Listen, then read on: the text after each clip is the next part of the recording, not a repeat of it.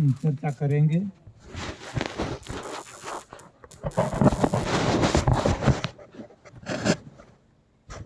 सेवा हम सभी को लगता है कि हम सब करते हैं। हर कोई इंसान ऐसा मानता है कि यथाशक्ति मैं सेवा करता हूँ। मुझे भी ऐसा ही लगता था, मेरी भी ऐसी ही मान्यता थी। लेकिन जब सत्य समझ में आया तब मुझे पता चला कि मैं सेवा नहीं करता था। शायद मेरी गलती के हिसाब से सेवा के बदले में कुसेवा करता था। मैं क्या करता था कि जरूरतमंदों को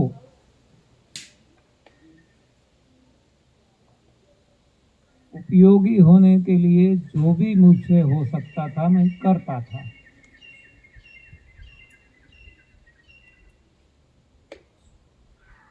जैसे कि मैं जब डिप्टी इंजीनियर था तब गोंडल तालुका वासावल गांव में एक नई हॉस्पिटल बनी थी ट्रस्ट की। गांव छोटा सा था, वहाँ कोई सुविधा नहीं थी और जो एरिया है, वो क्षेत्र जो है, वो विस्तार जो है, वो किसानों का, मजदूरों का था। कोई बड़े व्यापारी नहीं थे, कोई उद्योगपति नहीं थे। जिसके पास पैसा नहीं था वो ही वहाँ ट्रस्ट की हॉस्पिटल में आते थे।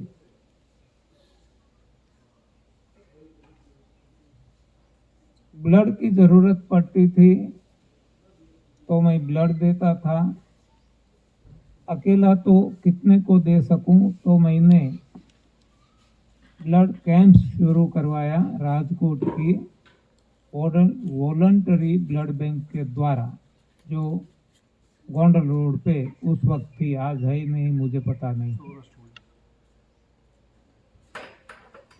तो लोग डरते थे, तो उसके लिए मैंने विविध प्रयास किए।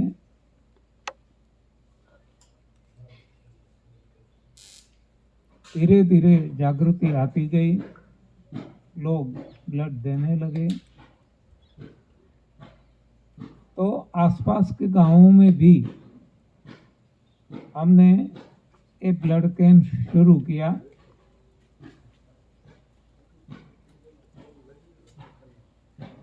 हमने ये भी देखा कि जो कोई आते हैं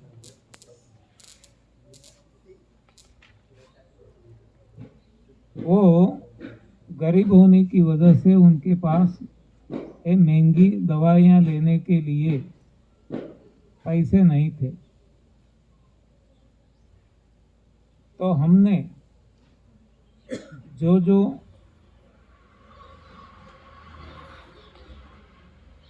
देना चाहते थे उनसे लिया। इसके लिए एक ट्रस्ट शुरू किया जो रजिस्टर्ड नहीं करवाया था, अनरजिस्टर्ड ट्रस्ट था, जिसका नाम था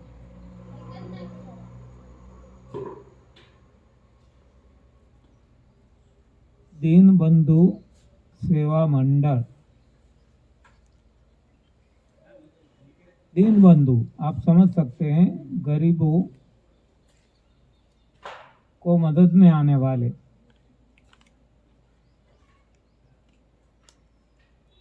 तो जो भी अपना योगदान देना चाहते थे उनसे हम लेते थे।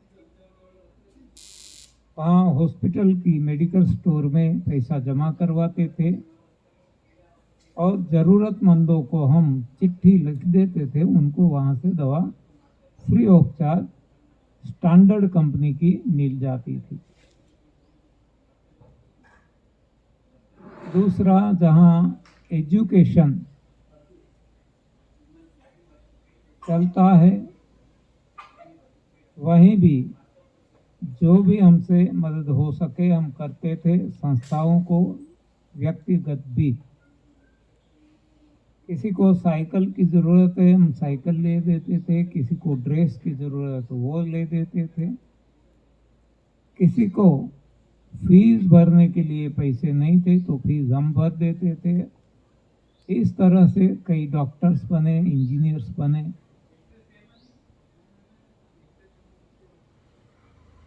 हम मंदिरों में भी देते थे, वहाँ जो डोनेशन बॉक्स रहते थे अपनी यथाशक्ति।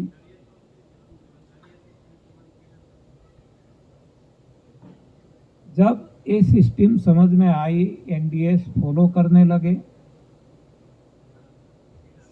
तो शरीर शुद्ध हो गया, रोग चले गए, इंद्रियां शुद्ध हो गई, कमजोरी चली गई, शक्ति का जागरण हुआ। अब जो है मेंटल टेंशन वो बना रहता था। मैं ऐसा मानता था कि ये टेंशन मेरी नौकरी की वजह से है। पब्लिक डीलिंग थी, सभी के साथ पंगा पड़ता था,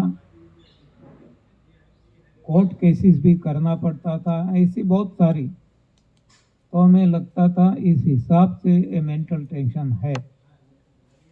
लेकिन जब ये नई भोजन प्रथा, तप, सेवा, सुमिरन समझ में आया, तब ये सेवा भावना अपने आप उमड़ने लगी।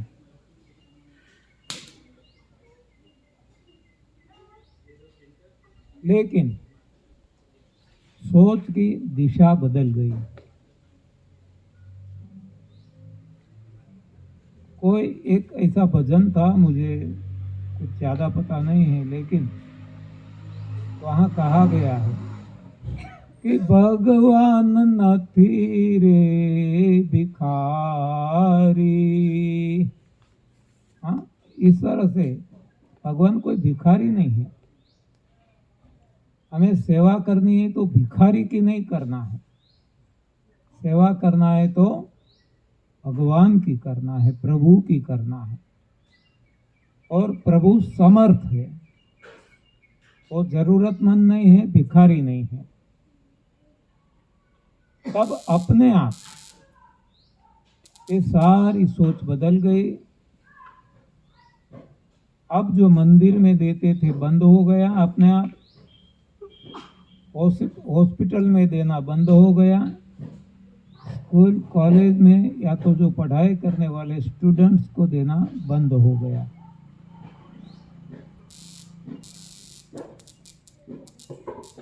मेरे गांव में भी मैं 15 अगस्त, 26 जनवरी ढेर सारी कलेक्ट करता था। मैं सभी से, अपना नहीं था, लेकिन स्टूडेंट्स को प्रोत्साहन मिले ऐसे ख्याल से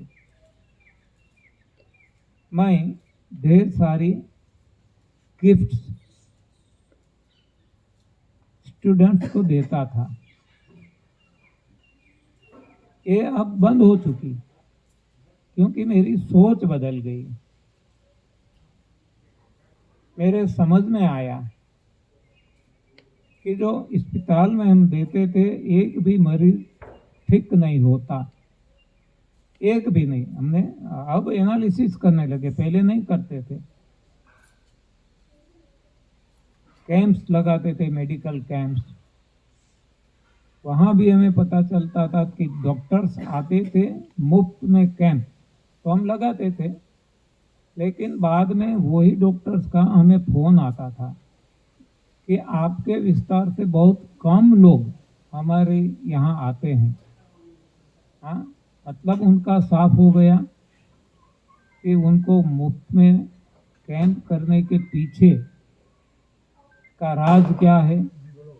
वो ड्रेनेज चाहते थे, हमें केवल मीडिया बनाते थे। हमने ये भी देखा कि कोई भी मरीज दवाइयों से हॉस्पिटल में ट्रीटमेंट लेने के बाद ठीक नहीं हुआ, तो फिर ये पैसा जाता कहाँ है? मेडिकल इंडस्ट्रीज को, डॉक्टरों को, जिनको जरूरत नहीं है। तो और मरीज को क्या मिलता है? हमें लगता है कि हम उनकी सेवा करते हैं, तो मरीज को तो केवल और केवल बीमारी ही मिलती है, बीमारी आगे बढ़ती है और वो परेशान होके मरते हैं। कोई ठीक नहीं हुआ। तब हॉस्पिटल के बारे में ये सोच बदल गई। वैसे प्राइमरी स्कूल में भी, या तो सेकेंडरी या तो हायर सेकेंडरी, कॉलेज, डॉक्टर्स भी बने, इंजीनियर्स भी बने।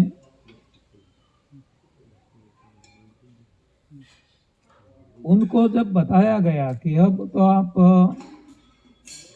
कमाने लगे हो, अच्छी तनख्वाह है, या तो आपका प्राइवेट बिजनेस भी अच्छा चलता है।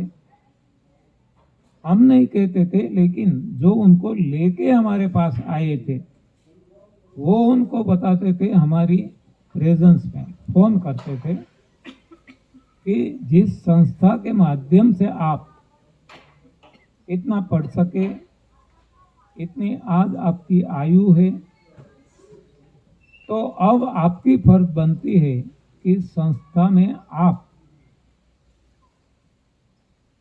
देते रहो।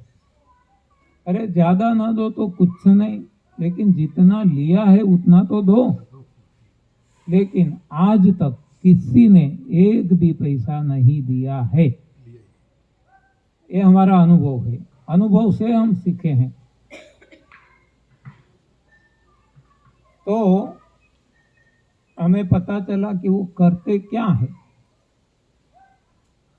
उनके पास जो जाते हैं, पहले की अपनी स्थिति को याद नहीं करते।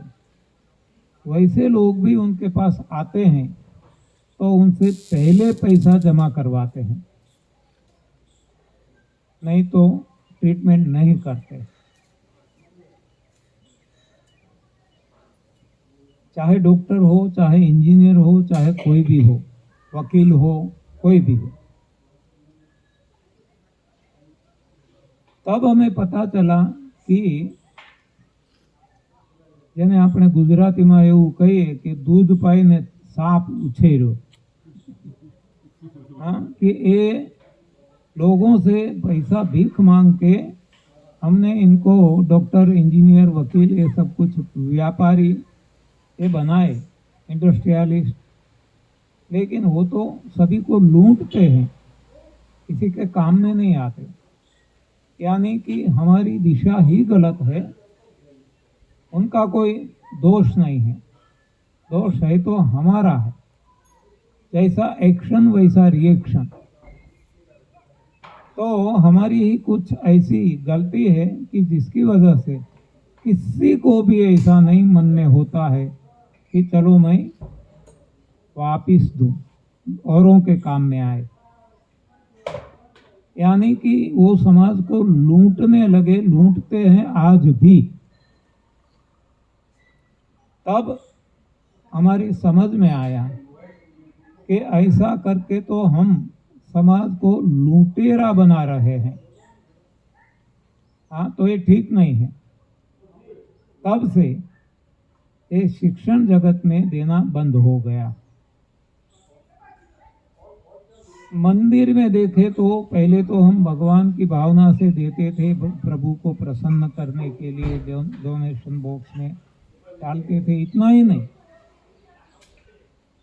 जब मैं थर्मल पावर स्टेशन वनाकबोरी में था, तो हमने एक ग्रुप बना के लोगों से भीख मांग मांग के मंदिर बनवाया। ये मंदिर में त्रिमंदिर, यानी कि एक है शिव जी का मंदिर, एक है कृष्ण मंदिर, एक है राम जी मंदिर। ये मंदिर बनवाए गायत्री मंदिर की जो जगह पड़ी थी उसमें।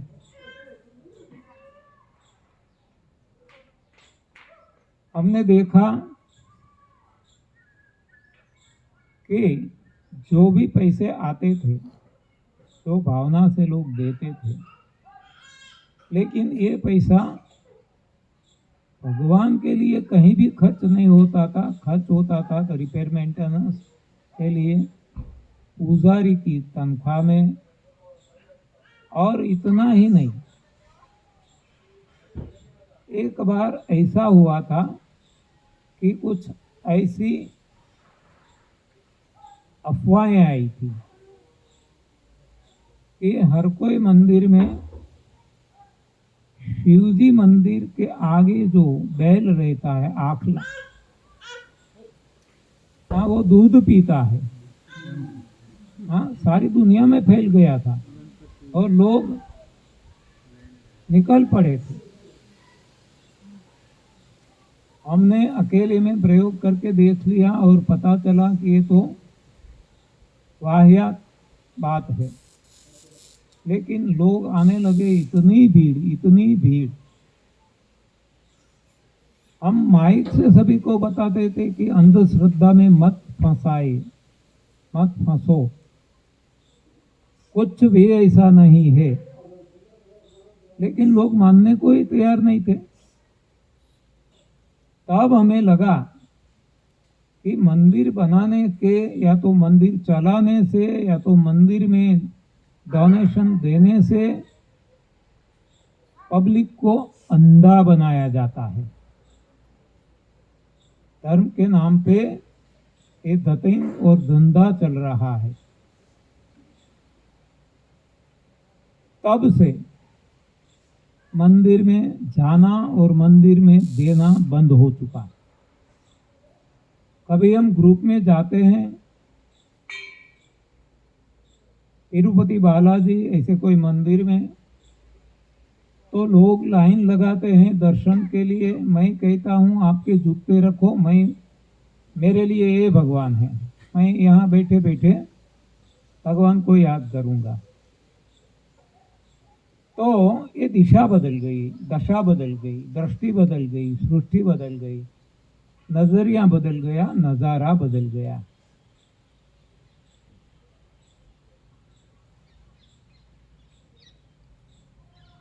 पता ऐसे चला कि जिसको हम सेवा मान रहे हैं वो सेवा नहीं है, देते हैं अवश्य, लेकिन भावना सेवा की नहीं है, भावना डोनेशन की है, दान की है। कहीं भी जाते हैं डोनेशन बॉक्सेस लगे हुए होते हैं।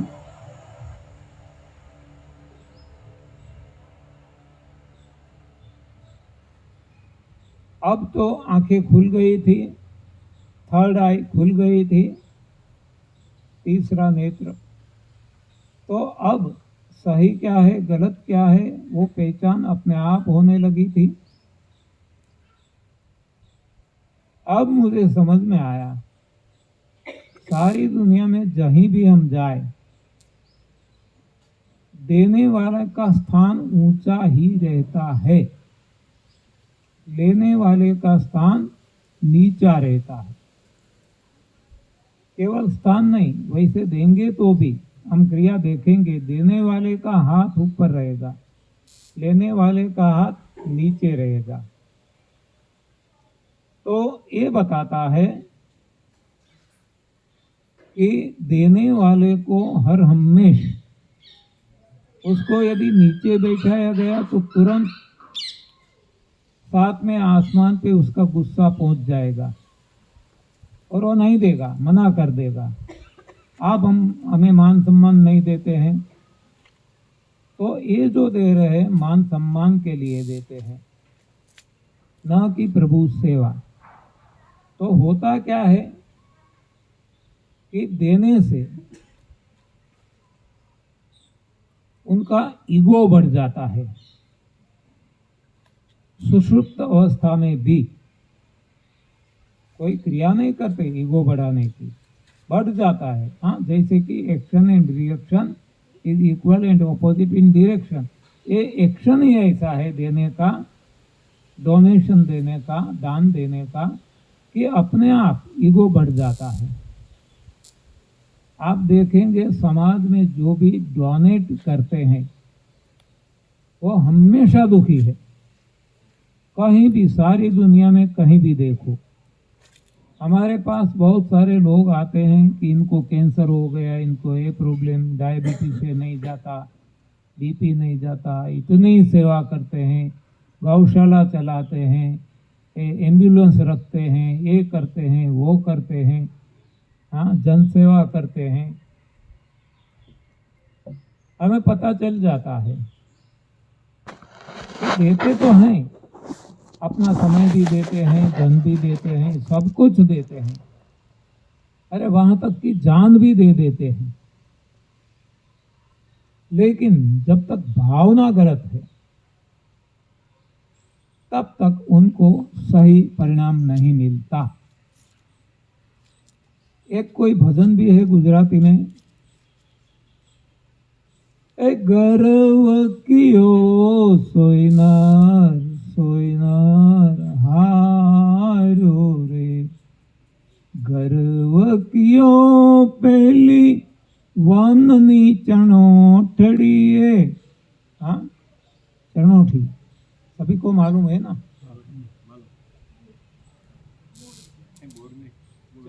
छत्तीसगढ़ से आए हिंदी भाषी है, उनको मालूम नहीं होगा, मुझे पता है।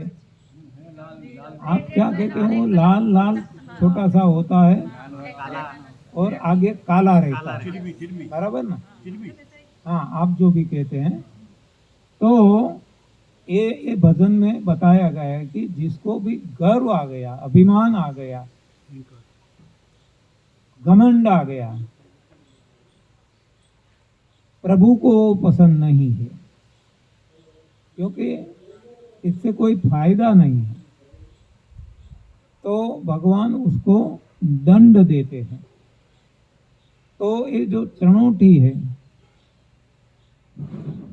एकदम लाल लाल कलर की थी, उसको गर्व आ गया, हाँ देखो मेरा सौंदर्य कैसा है, देखो केवल देने का नहीं, ये भाव में ही बताता हूं। तो इसका मुंह काला कर दिया गया। चंद्रमा को गर्व आ गया तो धब्बा लगा दिया। ऐसे बहुत सारे एग्जाम्पल्स वहां उदाहरण दिए गए हैं भजन में। तो ये दान देने से अभिमान, गर्व, घमंड आ जाता है और इसकी वजह से दंड मिलता है, और वो दंड चाहे शारीरिक रोग से हो, चाहे मेंटल टेंशन से हो, डिप्रेशन से हो, चाहे अपनी औलाद है ऐसी बन जाए कि सब कुछ फना कर दे, कोई भी, ये सारे दंडात्मक ये भगवान के द्वारा शिक्षा दी जाती है। तो जितने भी दानी है वो दुखी है, आप देख लेना, चाहे कितना भी बड़ा दानी क्यों ना हो। इतना ही नहीं, देने वाला तो दुखी है ही, लेने वाला भी दुखी है। देखो कि आप भिखारी को देख लेना, जो भी, वो कभी अच्छी स्थिति में नहीं आएगा। इतना ही नहीं, वो दुखी दुखी रहेगा लाइफ लॉन्ग। उसको ऐसा लगेगा कि मैंने ऐसे कौन से पाप किए हैं कि मुझे दूसरों के आगे हाथ फैलाना पड़ता है।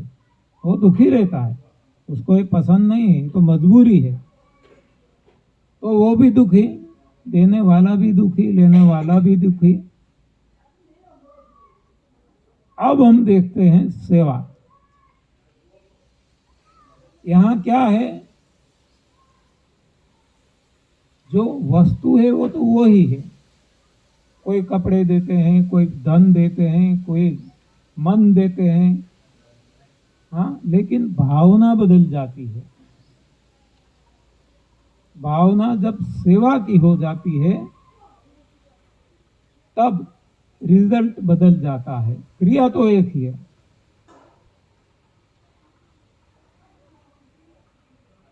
तो अब क्या बनेगा आप देखो, जब सेवा भावना है तो उल्टा हो जाएगा पूरा। अब देखो, देने वाले का स्थान कहाँ रहेगा? नीचे। आप देखेंगे कोई भी सेवक,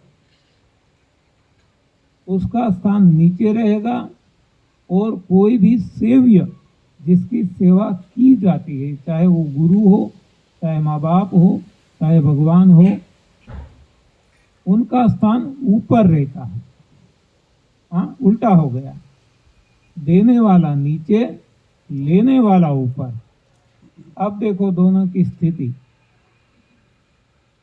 देने वाला जो है उसको घमंड कभी नहीं आएगा, क्योंकि वो बेचता ही नीचे, एकदम वो सेवक भाव से सेवा करता है। जब उसकी सेवा स्वीकृत की जाती है तब उसको अंतरात्मा से इतना आनंद मिलता है कि मेरी सेवा स्वीकृत कर दी गई। चाहे बेटा हो, देने वाला, लेने वाले माँ बाप हो, चाहे शिष्य हो, देने वाला, लेने वाला गुरु हो, चाहे भक्त हो, देने वाला, लेने वाला भगवान हो, तो देने वाले सभी सुखी। भाव यदि बदल गया, सेवा भाव आ गया तो। अब लेने वाले की स्थिति देखते हैं। माँ बाप भी सुखी। माँ बाप चाहे करोड़ोंपति क्यों ना हो, और उनकी संतान कुछ हजारों की तनख्वाह मिलती है, इसमें से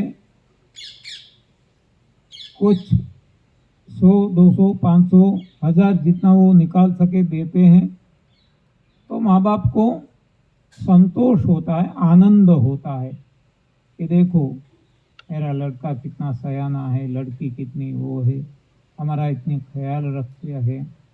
हाँ, संतोष होगा उनको।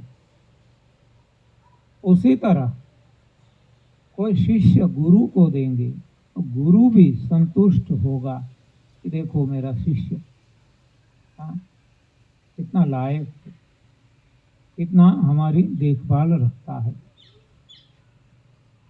भगवान है, जो भक्त सही भाव से देते हैं तो भगवान भी सुखी रहते हैं, आनंद में रहते हैं।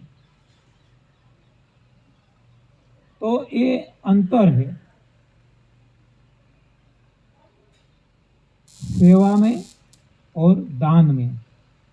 क्रिया एक ही है, केवल भाव का अंतर है।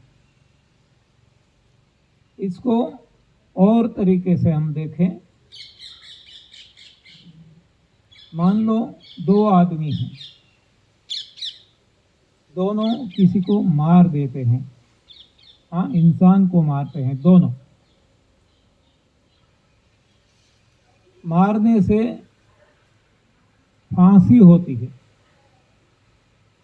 पकड़ा जाता है, फांसी होती है। जबकि दूसरा जो मारता है उसको खिताब मिलता है, एप्रिसिएशन लेटर मिलता है, प्रमोशन मिलता है। मारने की क्रिया तो एक ही है, दोनों इंसान को ही मारते हैं, लेकिन अंतर क्या है कि एक जो मारता है अपने स्वार्थ, निजी स्वार्थ के कारण मारता है, खुद का दुश्मन मान के। दूसरा जो मारता है वो सामने वाले को पहचानता भी नहीं है, कोई दुश्मनी नहीं है, लेकिन वो अपनी फर्ज अदा करता है, वो है सैनिक, सोल्जर, देश सेवा करता है, तो देश उसकी कदर करता है, प्रमोशन मिलता है, हाँ, ये सब कुछ। तो क्रिया एक ही है मारने की, मनुष्य को, इंसान को मारने की, फिर भी दोनों के भाव अलग अलग है, इसीलिए दोनों को ये जो रिजल्ट मिलता है अलग अलग मिलता है।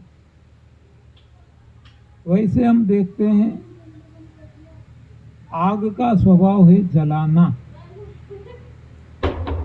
आग का स्वभाव है जलाना।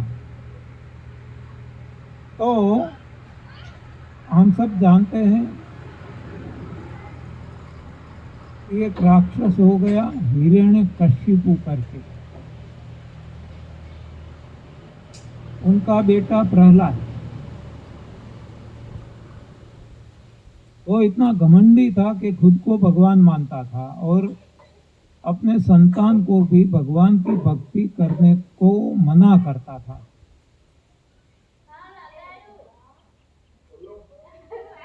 बेटा नहीं मानता था तो वो दंड देता था। आप सब जानते हैं सारी स्टोरी, में लंबा नहीं करूंगा। इतनी मारने की कोशिश की, इतनी की, कहीं भी उसका काम नहीं बना। तब अपनी बहन होलिका को तैयार की कि तेरे पास तो वरदान है, तुझे आग जला नहीं सकती, तो तेरी गोद में प्रहलाद को लेके तू बैठ जा, हम आग लगा देंगे, तुझे तो कुछ होने वाला है ही नहीं, प्रहलाद जल जाएगा, मर जाएगा, मेरा काम हो जाएगा। ऐसा ही होता है।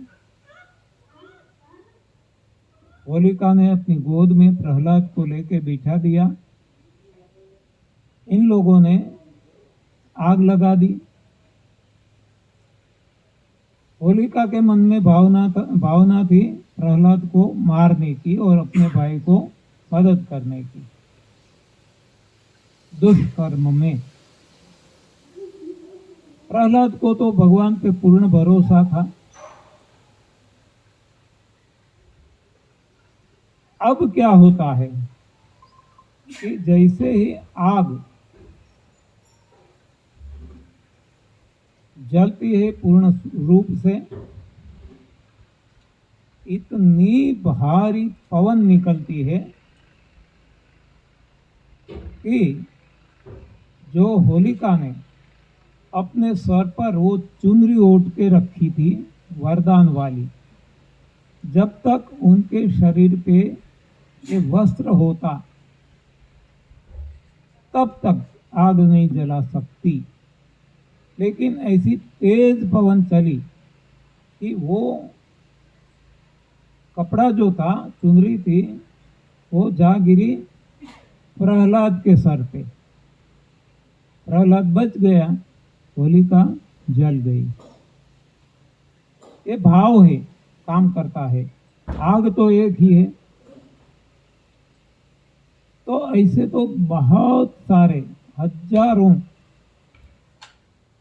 उदाहरण हम ले सकते हैं कि भाव परिवर्तन से ये परिणाम बदल जाता है। हम देखते हैं कि एक ही क्लास में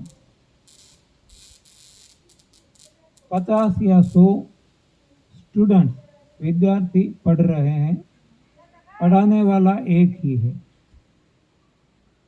फिर भी हम देखते हैं कि कई कई स्टूडेंट टॉप 10 में आते हैं, अच्छे मार्क्स लाते हैं, 90 से 100 तक, जबकि कई सारे फेल भी होते हैं।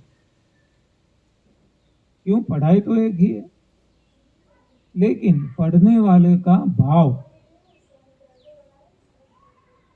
सभी का बिलग बिलग है। तो कोई टॉप में रहता है, कोई बीच में रहता है, कोई फेल भी होता है।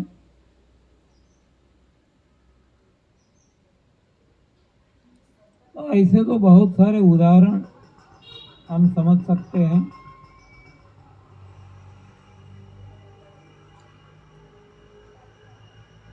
तो देना ही है हमें, तो क्यों हम सही भाव से न दें? एक देने से नुकसान है, वही भाव बदलने से फायदा है। देना तो वही है। महाभारत का एक पात्र है द्रौपदी, हर कोई जानते हैं। एक बार वन में, जंगल में श्री कृष्ण भगवान को कुछ चोट लगी,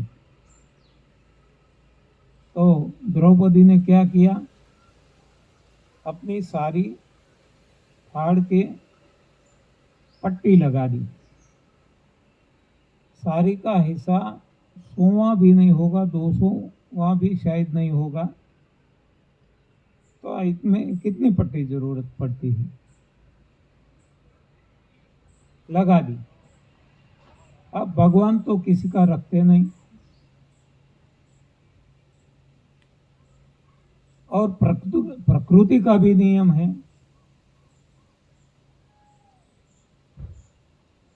कि action and reaction is equal and opposite in direction. क्रिया और प्रतिक्रिया एक सी होती है, equal, and opposite in direction यानी आमने सामने रहती है। ये प्रकृति का नियम है, फिजिक्स का नियम है, भौतिक शास्त्र का नियम है। लेकिन जो प्रभु है, परमात्मा है, उनका नियम कोई और है।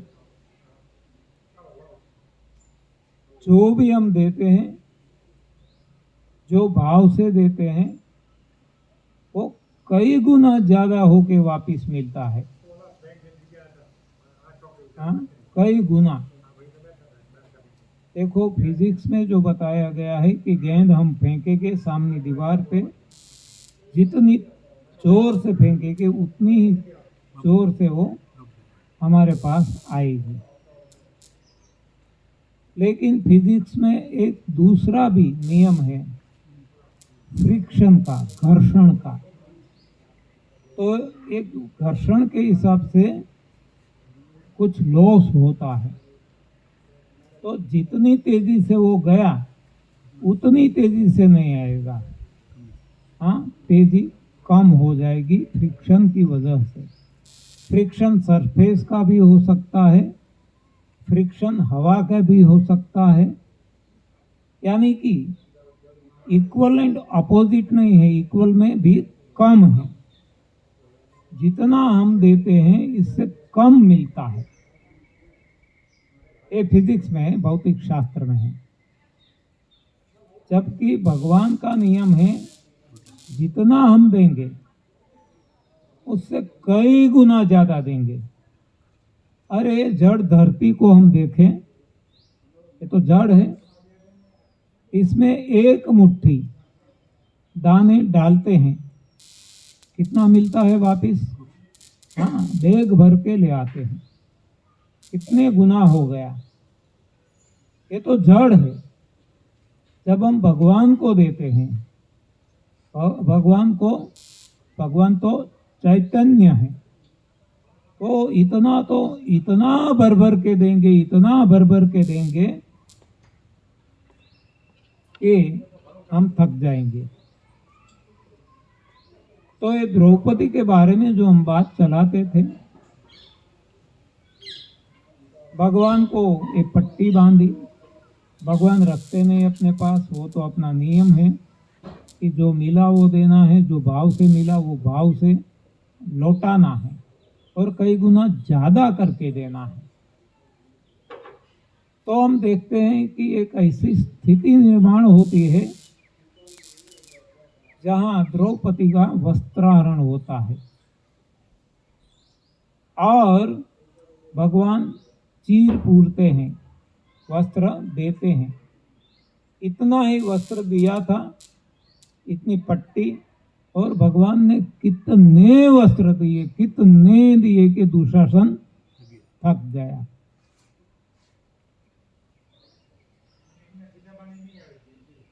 तो ये भगवान का नियम है, लेकिन हम अच्छी तरह से जानते हैं कि साड़ी तो हम भी देते हैं, कपड़े तो हम भी देते हैं हमारे रिश्तेदारों को, औरों को नहीं देते हैं तो भी भाव कुछ और होता है। तो जब हम देते हैं तो कब देते हैं? कोई शुभ प्रसंग पे, बराबर। हमारे यहाँ कोई शादी है, ब्याह है, बर्थडे पार्टी है, कुछ भी ऐसा शुभ प्रसंग है, वास्तु है, कुछ भी। लेकिन ये द्रौपदी को वस्त्र दिए भगवान ने, वो ऐसा शुभ प्रसंग था क्या? नहीं, अशुभ था, जो कोई नहीं चाहता। ऐसी परिस्थिति में तो फिर भगवान ने ऐसी स्थिति क्यों निर्माण की? क्योंकि द्रौपदी ने उसी भाव से पट्टी बांधी थी, दयनीय भाव। ये बेचारा, देखो, द्रौपदी भगवान को भगवान नहीं मानती थी। द्रौपदी तो क्या, कुंता माँ भी नहीं, कोई पांडव नहीं, कौरव तो मानते ही नहीं थे, और कोई नहीं मानते थे। कैसे पता चलेगा कि जो अर्जुन है और हमें साथ रहने वाला, जब वो इच्छा करता है भगवान का विराट स्वरूप देखने के लिए, भगवान दिखाते हैं, तब अर्जुन भयभीत हो जाता है, कांपने लगता है। और तब अर्जुन भगवान को प्रार्थना करता है कि हे मेरे नाथ, हे मेरे प्रभु, मैं आपको नहीं समझ पाया, मैंने आपको समक्ष में या तो परोक्ष में आपकी निंदा की है, आपको सखा कहा है, हाँ, कोई अपमान भी किया है, तो मुझे माफ करना। यानी वो अब एक्सेप्ट करता है कि मैंने आपको भगवान नहीं माना, मैंने तो हमारा सखा माना। जब अर्जुन की ये स्थिति है, जो 24 घंटे भगवान के साथ रहता है, भगवान इतना काम करता है, भगवान उनके रथ चलाता है, फिर भी वो अर्जुन भगवान को नहीं पहचान सका, तो और कोई कैसे पहचान सकता है? इसलिए हम कह सकते हैं कि द्रौपदी श्री कृष्ण को भगवान नहीं मानती थी, इसलिए बेचारे पन की भावना से पट्टी लगाई थी। अब भगवान को तो जो वस्तु दी वो वस्तु वापस लौटाना है, जो भाव से दिया वो भाव भी वापस लौटाना है।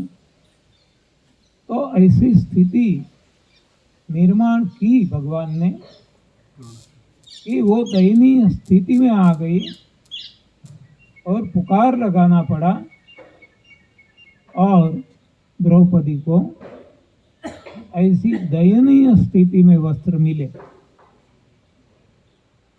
हम बार बार कहते हैं या सुनते भी हैं कि इसमें पांडवों की गलती है, पांडवों ने जुआ खेला,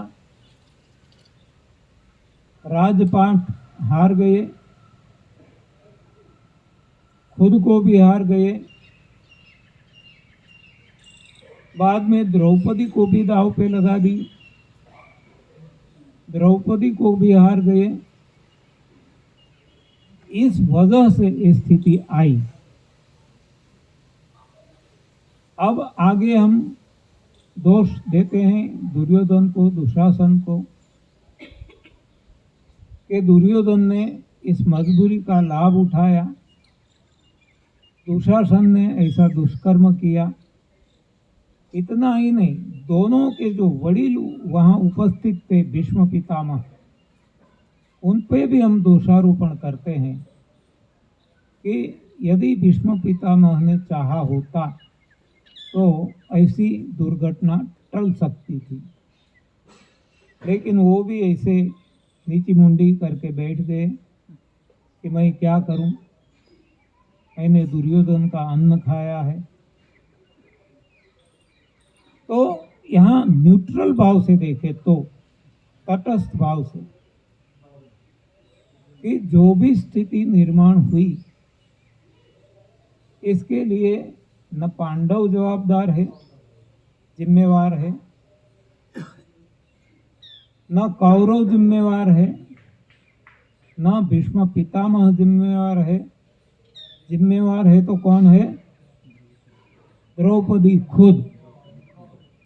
हाँ, उसने उस भाव से पट्टी बांधी तो इस भाव का निर्माण हुआ, इस ऐसी स्थिति परिस्थिति का निर्माण हुआ। इससे हम सीख ले सकते हैं कि कोई भी ऐसी सिचुएशन हमारे जीवन में आ जाए, हमें किसी को दोष नहीं देना है। किसी को दिखता है ये दोषी है, वो दोषी है, ये दोषी है, उन्होंने ये नहीं किया, उन्होंने वो नहीं किया, नहीं। इसके लिए जिम्मेवार है तो हम खुद हैं। केवल इतना है कि हमें पता नहीं है। तो वहाँ ये महाभारत हमें काम आता है। महाभारत केवल गाने बजाने की, कथा करने की कोई चीज नहीं है।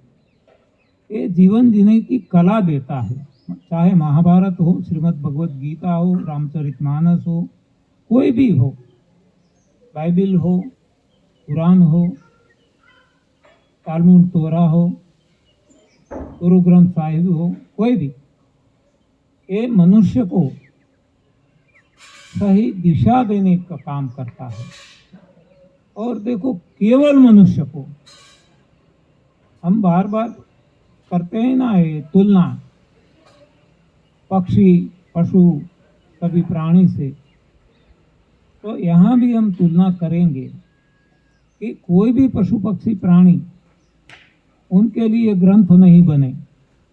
ग्रंथ बने जो दिव्य वाणी है, ये केवल और केवल मनुष्य के लिए है और किसी के लिए नहीं है।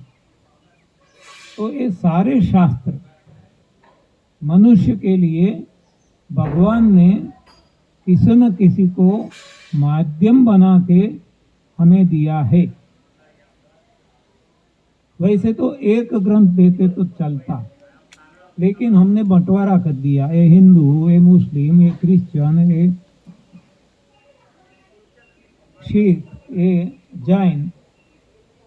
तो भगवान ने सभी धर्म या संप्रदायों में किसी न किसी को माध्यम बना के सही दिशा दी है, लेकिन हमने वहीं भी गलत अर्थघटन कर लिया।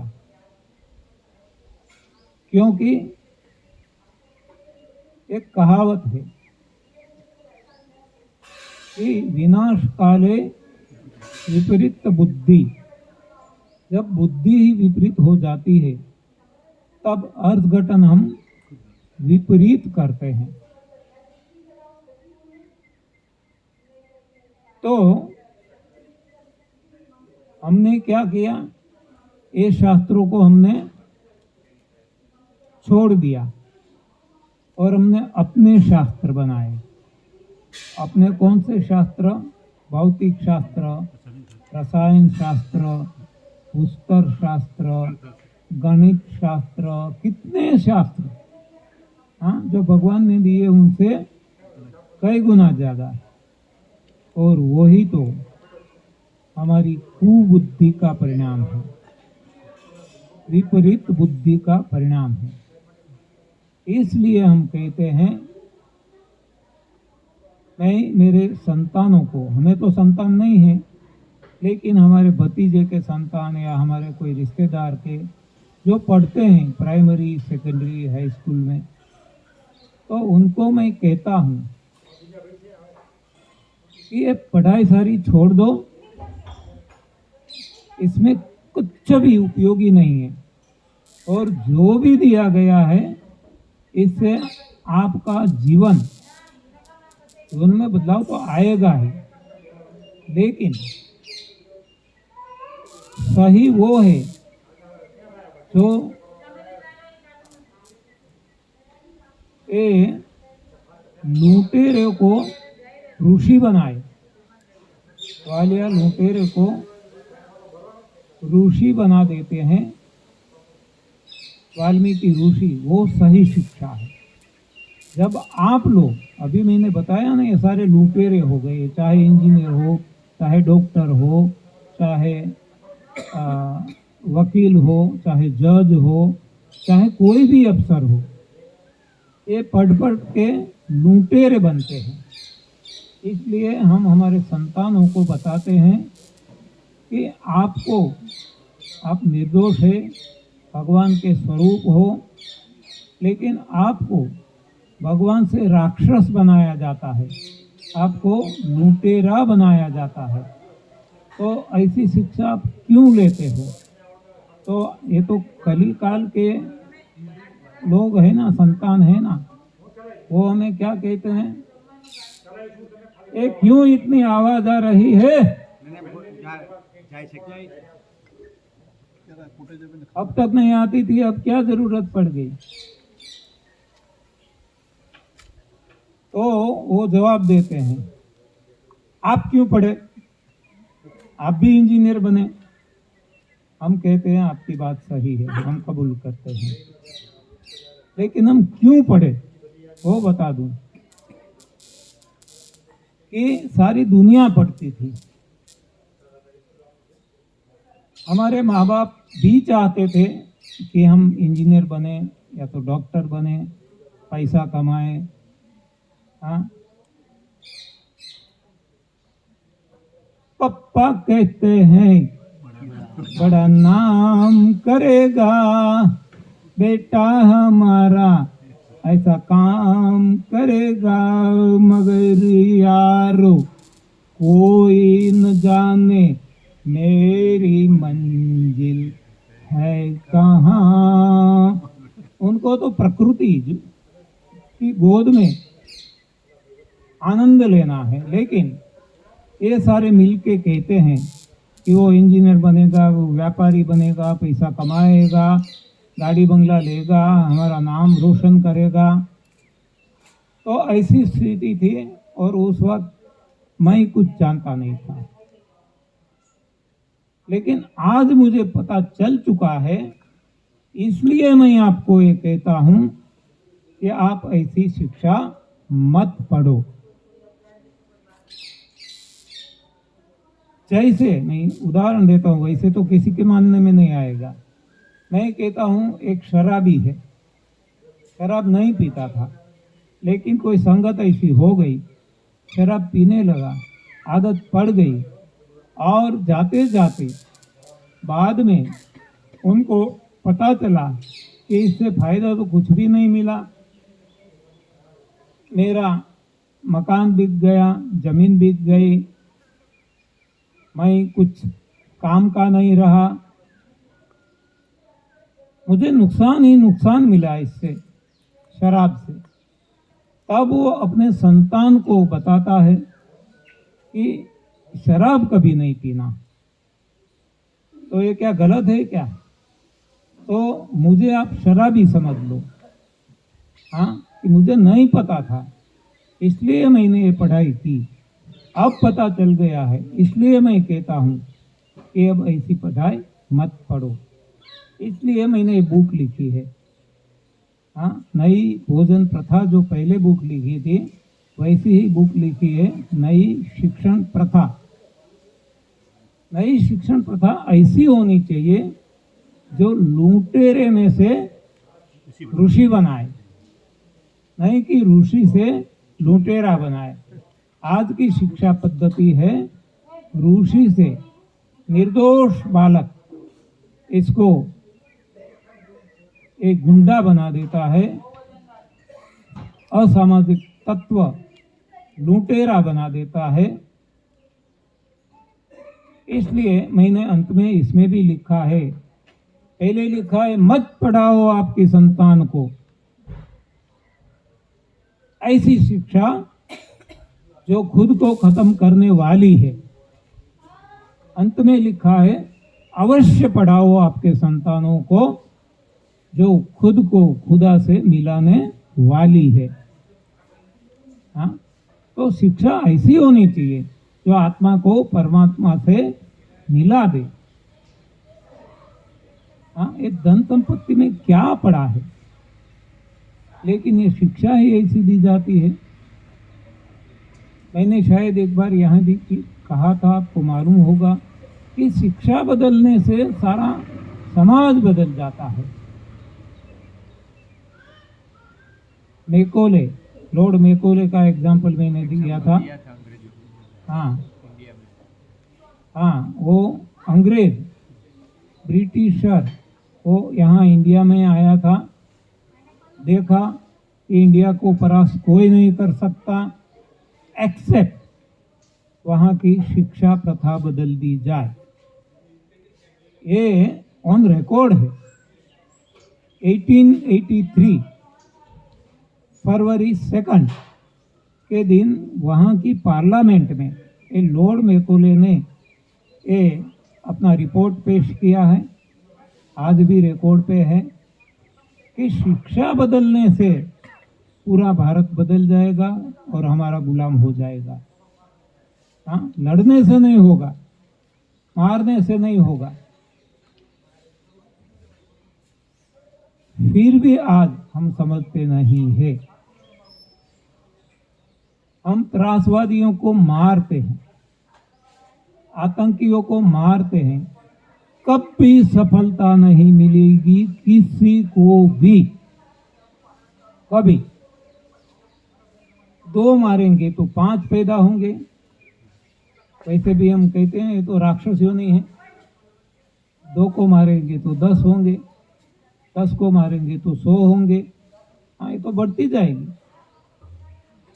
तो इसको यदि बदलना है तो ये लुटेरा को ऋषि बनाओ, ऐसी शिक्षा दी जाए।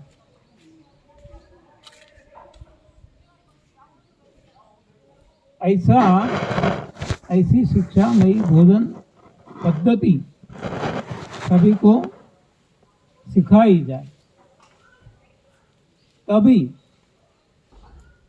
अन्न बदलेगा तो तन बदलेगा, सारे रोग निकल जाएंगे, न कोई डॉक्टर रहेंगे, न दवा खाना रहेगा, न दवाइयाँ रहेगी।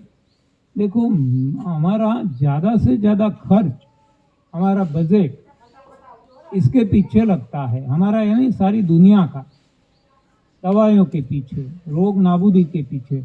और रोग तो बढ़ते ही जाते हैं और ये बजट भी बढ़ता जाता है, फिर भी किसी को दिमाग नहीं है कि सही दिशा क्या है। इतना तो हमने किया आज तक, इतना पैसा लगाया, इतना धन लगाया, इतनी फैक्ट्री खोल दी, ये किया, इतने डॉक्टर्स बनाए, हाँ, फिर भी परिणाम तो नहीं मिल रहा है, उल्टा परिणाम मिलता है। कोई नहीं सोचता। विनाश काले विपरीत बुद्धि, एक विपरीत बुद्धि का परिणाम है। यदि भगवान ने चाहा तो ये बुद्धि को बस इतना ही है। जैसे बुद्धि को विपरीत दिशा दे दी, उल्टी दिशा, तो सही दिशा मिल जाएगी, सही शिक्षा पद्धति आ जाएगी, तो ये सारी फैक्ट्रीज दवाइयों की बंद हो जाएगी। डॉक्टरों की बनाने की, डॉक्टर भी प्रोड्यूस करते हैं ना, ये फैक्ट्री है मेडिकल कॉलेज, वो भी अपने आप बंद हो जाएगी। हाँ, आप देखेंगे सब कुछ बंद हो जाएगा। ये मैंने मेरी बुक में लिखा है। हमारा जीवन भगवान राम की तरह, हनुमान जी की तरह सेवा में लग जाएगा। हाँ, हमें कमाने की कोई चिंता नहीं रहेगी। आज हम क्यों पढ़ते हैं? कमाने के लिए, लेकिन कमाने की जरूरत नहीं पड़ेगी। ये तो हमारी सोच ही गलत है। देखो, सबसे सृष्टि बनी, आज तक इंसान के अलावा कोई कमाने के लिए गया क्या? और कोई भूखे रहे, कोई भूखे मर गए? हाँ, ये तो भगवान की जिम्मेवारी है सभी को भोजन पहुंचाना, तो वो तो पहुंचा देंगे।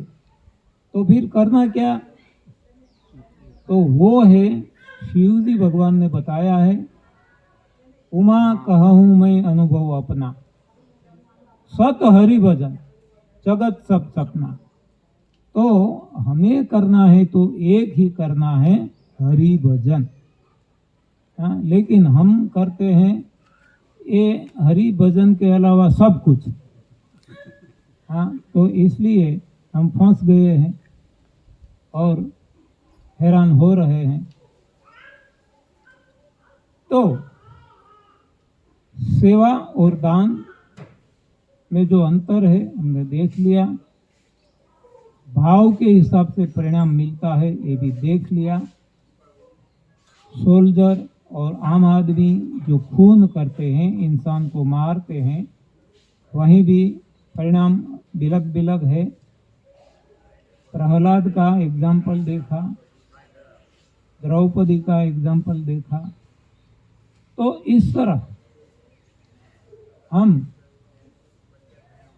यदि सही दिशा हमें मिल गई है, सही ज्ञान मिल गया है, तो कहीं से भी आपको ये सही बात समझ में आ जाएगी। ये कोई एक दो केसेस नहीं है, उदाहरण नहीं है। वो तो जो कवि कलापी ने कहा है ना, जहाँ जहाँ नजर मारी ठरे, यादी भरी त्या आपनी। तो उसी तरह जब हमारी ये आंखें खुल जाएगी, त्रिनेत्र खुल जाएगा, सत्य का प्रकाश हो जाएगा, तब हमें पता चलेगा कि हर घड़ी, हर क्षण, हर पल, हर कदम पे हम गलत दिशा में जा रहे हैं, भ्रांति में जी रहे हैं। सच क्या है, झूठ क्या है, वो हमें पता चल जाएगा। तो ये जो तप सेवा सुमिरन का मार्ग है, एंट्री, शुरुआत नई भोजन प्रथा से है। तो ये मानव जीवन में बदलाव लाके आत्मा को पहचानने के लिए और आत्मा को परमात्मा से मिलाने के लिए ये सभी शास्त्रों में दिया है। ऐसा नहीं है कि केवल हिंदू के ग्रंथ हैं, ऐसा है ही नहीं। तो हमने माना है कि ये हिंदू के ग्रंथ है। देखो, आप श्रीमद् भागवत ले लो, श्रीमद् भगवत गीता ले लो, श्री रामचरितमानस ले लो, कोई भी ले लो, वहाँ हिंदू शब्द प्रयोग किया ही नहीं गया। और हिंदू ऐसा नहीं, मुस्लिम भी नहीं, क्रिश्चियन भी नहीं, जैन भी नहीं, कोई भी नहीं। हाँ, ये तो इंसान के लिए है, लेकिन हमने बंटवारा कर दिया। ना मैं भगवान हूँ, ना मैं शैतान हूँ, हर दुनिया जो चाहे समझे, मैं तो इंसान हूँ। तो भगवान ने तो इंसान बनाया, हमने बंटवारा कर दिया। ना हिंदू बनेगा, ना मुसलमान बनेगा, इंसान की औलाद है, इंसान बनेगा। हाँ, ये सही सोच है, सही समझ है। लेकिन हम इतने बंटवारे में पड़ गए हैं, इतने बंटवारे में पड़ गए हैं, ये क्या बताए। हाँ, और धर्म की नाम बात आई तो इतना इरिटेट हो जाते हैं, हाँ, कि इसकी चर्चा मत करो। हाँ, क्योंकि किसी को लगता है कि हमें ठेस पहुंचती है। ठेस इसलिए पहुंचती है कि आप अज्ञान हैं। जो ज्ञानी है इसको ठेस कभी भी नहीं पहुंचेगी। हाँ, तो अब मेरी समझ में जो आया ये इतना है कि हम जो भी प्रयास करते हैं,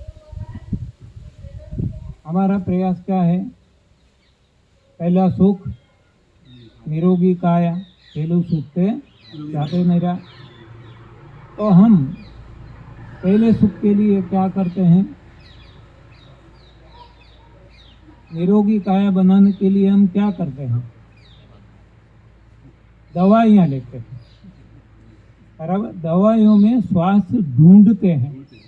दवाई मतलब केवल एलोपैथी दवा ऐसा नहीं, चाहे आयुर्वेद हो, चाहे होम्योपैथ हो, चाहे योगासन हो, चाहे प्राणायाम हो, चाहे मंत्र तंत्र जप हो, यज्ञ होम हवन हो, चाहे दोहरा धागा हो, जो रोगों को हटाने के लिए जो भी प्रयास हम करते हैं उसको हम कहते हैं दवाई।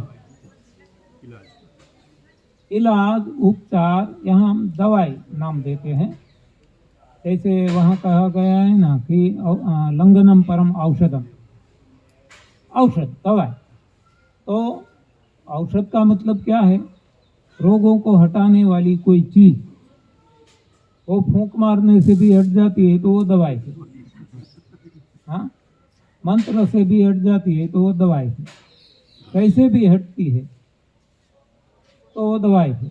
यानी कि रोगों को हटाने के लिए आज तक हमने क्या प्रयास किया? दवाई का सहारा लिया। अब हमें पता चल चुका है कि दवाई में स्वास्थ्य है नहीं। हाँ, सब कुछ अपना के देखा हमने। अब हमें पता चल गया कि दवाई में स्वास्थ्य नहीं है। शक्ति पाने के लिए हमने क्या किया? शक्ति के लिए हमने क्या किया? हाँ, खाना खाया।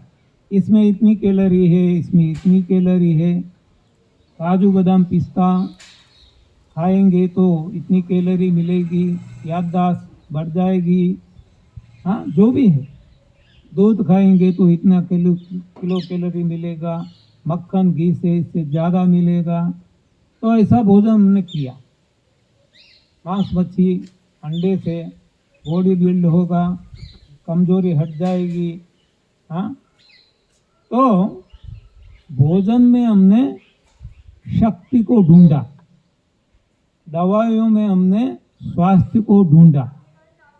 लेकिन अब पता चल चुका है कि न दवाइयों में स्वास्थ्य है, न भोजन में शक्ति है। अब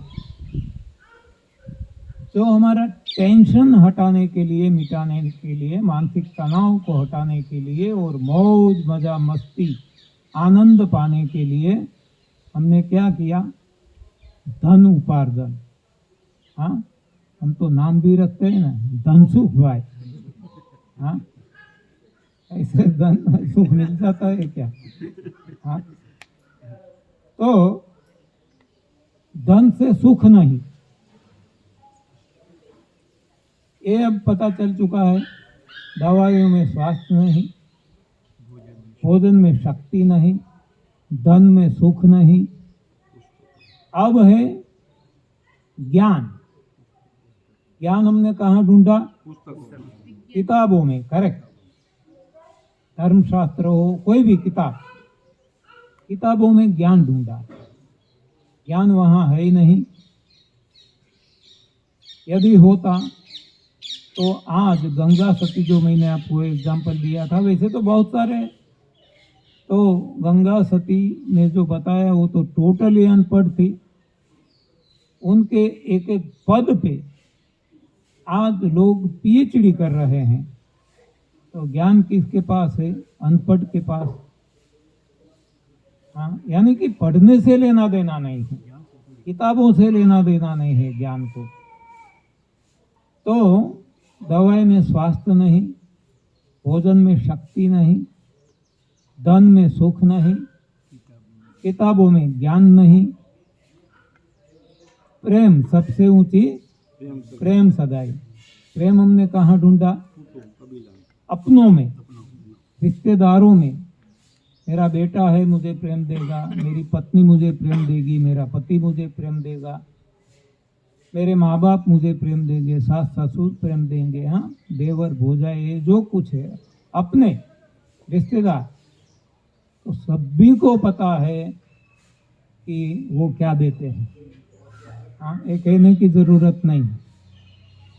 तो न संबंधी में अपनत्व है या प्रेम है। अब आगे देखते हैं। तो भगवान को हमने कहाँ ढूंढा? मंदिरों में, बराबर। आज भी ढूंढते हैं, तीर्थाटन करते हैं। मंदिर यानी केवल हिंदुओं का मंदिर ऐसा नहीं। मंदिर यानी भगवान का निवास स्थान,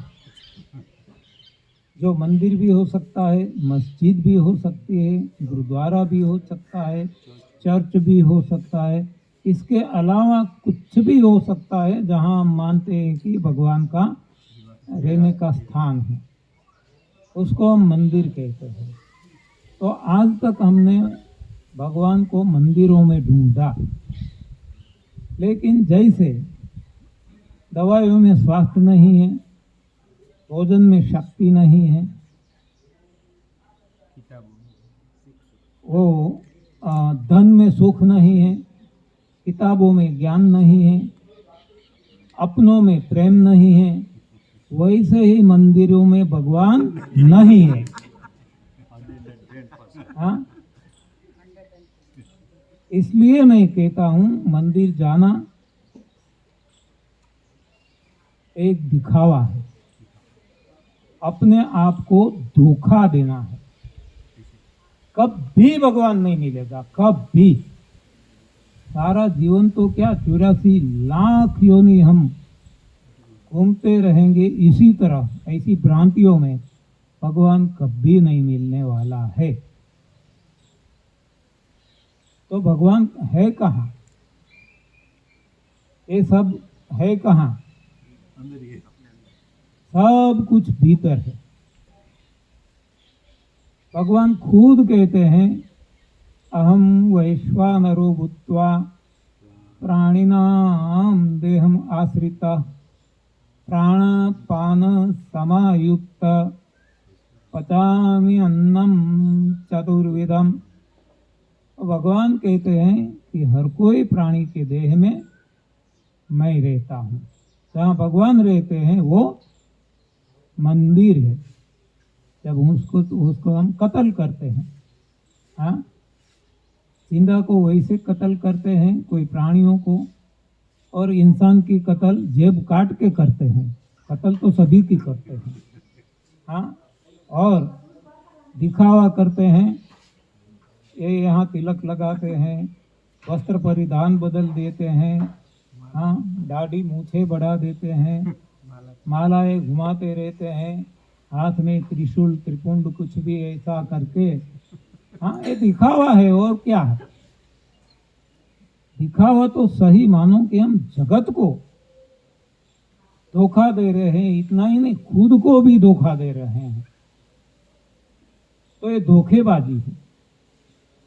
तो भगवान को भी यदि पाना है तो भगवान खुद कहते हैं कि मैं तेरे अंदर हूं।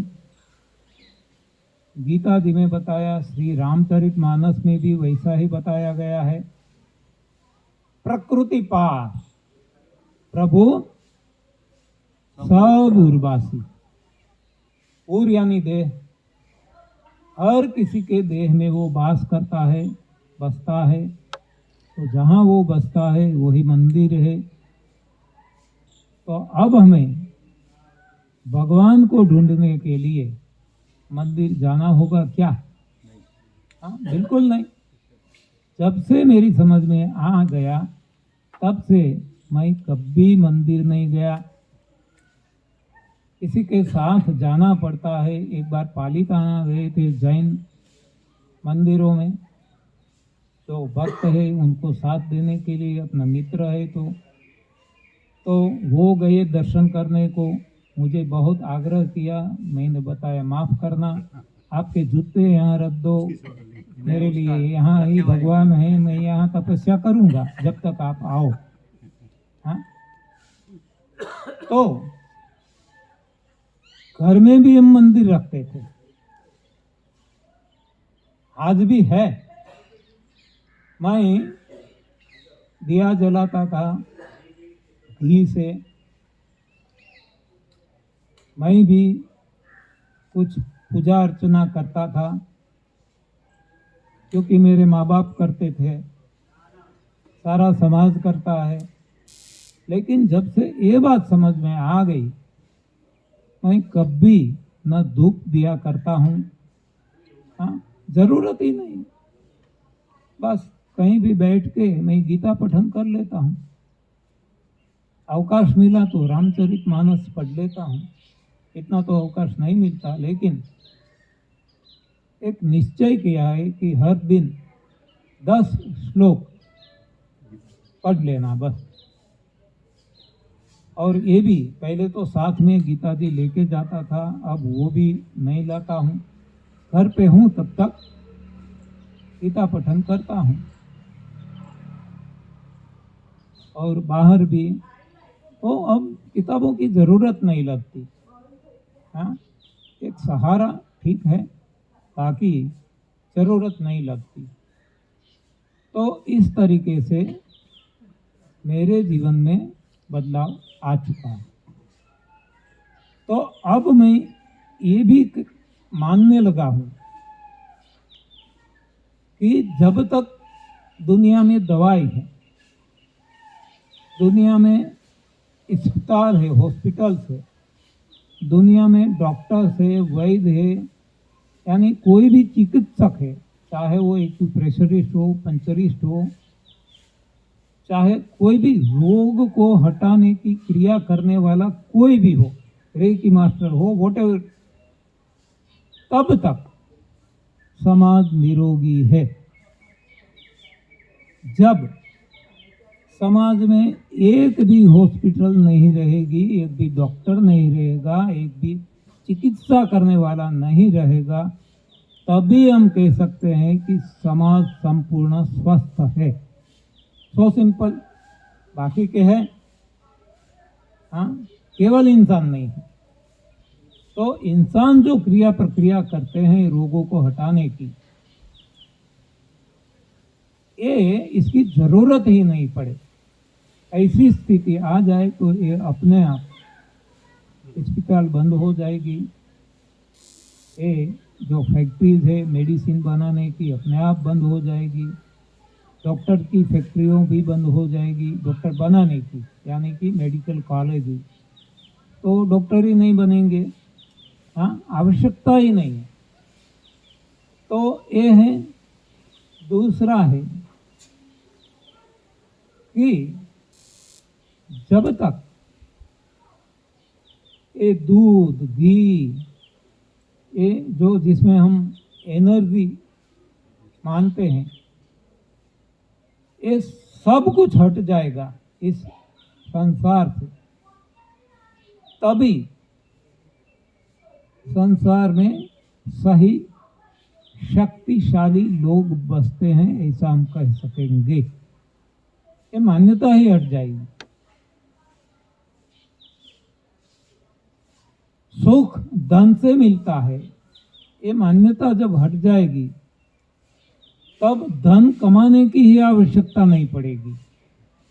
कोई कमाने को नहीं जाएगा, न व्यापार करेगा, न खेती करेगा, अर्थ उपार्जन के लिए कुछ भी नहीं करेगा, आवश्यकता ही नहीं पड़ेगी, तभी हम कह सकेंगे कि ये सारा संसार सुखी है।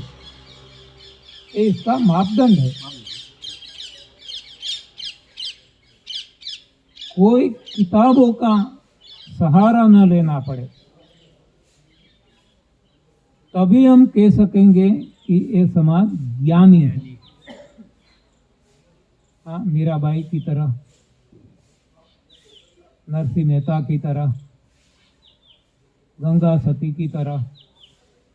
अरे मैं तो कहता हूँ जो विज्ञानी है वो कोई बहुत सारे विज्ञानी अनपढ़ है या तो बहुत कम पढ़े हुए हैं। तो ये जो सहारा निकल जाएगा किताबों का, तभी हम कह सकेंगे समाज ज्ञानी है। उसी तरह जब अपनत्व मिट जाएगा, ये जो आसक्ति है वो हट जाएगी, ये मेरा है मेरा है मेरा है, निरासक्त समाज हो जाएगा, तभी समाज को सही प्रेम मिलेगा। उसी तरह जब इस समाज में एक भी मंदिर, मस्जिद, गुरुद्वारा, चर्च नहीं बचेगा, नहीं रहेगा, तभी संसार के लोग सही धार्मिक है, ये हम कह सकते हैं। तब तक दिखावा है, ढोंग है। हाँ? तो ये आज मेरी मान्यता बनी हुई है। पहले तो गाडरिया प्रवाहनी जेम बे बे करता चला जाता था। तो ऐसी स्थिति जब आएगी, समाज की आए ना आए, लेकिन हमारी आ जाएगी, तब हम कह सकेंगे कि हमारे जीवन में पूर्ण बदलाव आ गया। बदलाव तो आज भी आ गया है। देखो, आज आप यहाँ आए पहले दिन, और कल आप जाएंगे, कल की बात कल, आज तक के आप एनालिसिस करेंगे, आपको लगेगा कि बहुत कुछ बदलाव आ गया है, बहुत कुछ। हाँ, अपनी मान्यताओं में, अपनी धारणाओं में, आपकी जीवन में आप खुद महसूस करेंगे, और वही सही शिक्षा है। हाँ, बदलाव जरूरी है, लेकिन सही दिशा का। गलत दिशा का बदलाव है तो गलत दिशा में जाएंगे, गलत परिणाम मिलेगा। तो अब हम कह सकते हैं कि जिसको स्वास्थ्य पाना है, शक्ति पाना है, आनंद पाना है, ज्ञान पाना है, प्रेम पाना है, परमात्मा को पाना है, तो अब क्या करना पड़ेगा? हाँ जी, कोई बताएगा? तप सेवा सुमिरन साधना करो। करेक्ट। तो तप सेवा सुमिरन साधना के माध्यम से भीतर जाना पड़ेगा। हाँ, क्यों भीतर जाना पड़ेगा? क्योंकि जो कुछ हमें चाहिए, हमें क्या चाहिए? स्वास्थ्य, शक्ति, आनंद, ज्ञान, प्रेम, मोक्ष, प्रभु परमात्मा, जो भी हमें चाहिए, इसका देने वाला कौन है? प्रभु परमात्मा। वो कहाँ बसता है? हमारे अंदर, भीतर। इसलिए हमें भीतर जाना पड़ेगा। अरे प्रभु मिले ना मिले वो उसका काम करे, इससे हमें क्या लेना देना, लेकिन हमें ये सब चाहिए। और ये कौन रखता है? कहाँ बिकता है? कहाँ से मिलता है? वो एक ही जगह मिलता है। देखो, हमें स्वास्थ्य चाहिए, कोई दुकान में नहीं मिलेगा। शक्ति चाहिए, सारी दुनिया छान मारो कहीं भी, कितने भी धन देंगे नहीं मिलेगा। आनंद चाहिए, सारी दुनिया में कितना भी पैसा खर्च करेंगे नहीं मिलेगा, कोई ऐसी दुकान नहीं है। ज्ञान चाहिए, कहीं भी नहीं मिलेगा, कितना भी पैसा आप लुटाने को तैयार है। प्रेम चाहिए, कहीं भी नहीं मिलेगा। मोक्ष चाहिए, कहीं भी नहीं मिलेगा। परमात्मा चाहिए, कहीं भी नहीं मिलेगा। मिलेगा तो कहाँ मिलेगा? भीतर। इसलिए भीतर जाना है। ये रमन महर्षि, या तो नाम मैं भूल गया, वो अरविंद, महर्षि अरविंद, ये खुद को पूछते थे, मैं कौन हूँ? हुए माय, हुए माय, हुए माय। वो ढूंढते थे भगवान को, वो भीतर जाते थे, और उनको जो परिणाम मिला तब उन्होंने बताया कि मैं भीतर गया और मैं भीतर गया। हाँ,